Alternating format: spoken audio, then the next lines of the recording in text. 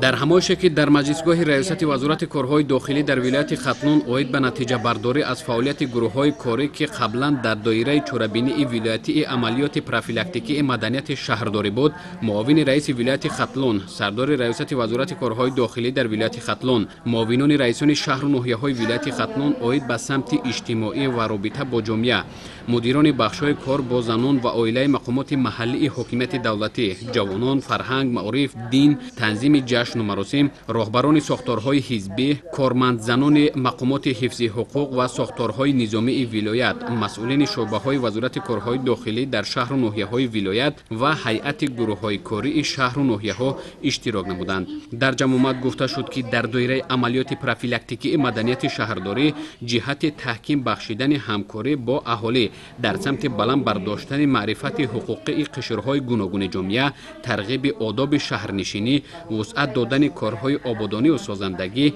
تحکیم خودشناسی و خودآگاهی نسل نورس، پیشگیری جنایتکاری و شامل شوی جوانان به حزب و حرکت‌های تروریستی و اکستریمیستی، از بین بردن پدیده‌های خلل‌دار کننده ترتیبات و آرامی جامعه، حفظ ارزش‌های ملی، جلوگیری از تمایل خرافات پرستی و بیگانه پرستی در جامعه تا امروز از جانب گروه‌های کاری یک قطار چوربینی‌های معرفتی حقوقی و فهماندهی گذرانیده شده، نتیجه‌های دلخواه روی کار آمدند. در ادامه گفته شد که با مقصد در سطح بلند سیاسی تجلیل نمودن چوربینی‌ها وابسته به تجلیل روز استقلال دولتی جمهوری تاجیکستان، گروه‌های کاری عهده‌دار کرده شوند که همه روزه بهر تطبیق هدف‌های عملیات در عمل کاربری نمایند. ضمناً دستور سپارش‌های رئیس ولایت ختلون، سردار ریاست وزارت کارهای داخلی در ولایت ختلون به مسئولین رسانیده شد که فعالیت گروه‌های کاری باید منتظم به راه مانده شده، از نتیجه های ثمره بخش آن پیوسته معلومات ضروری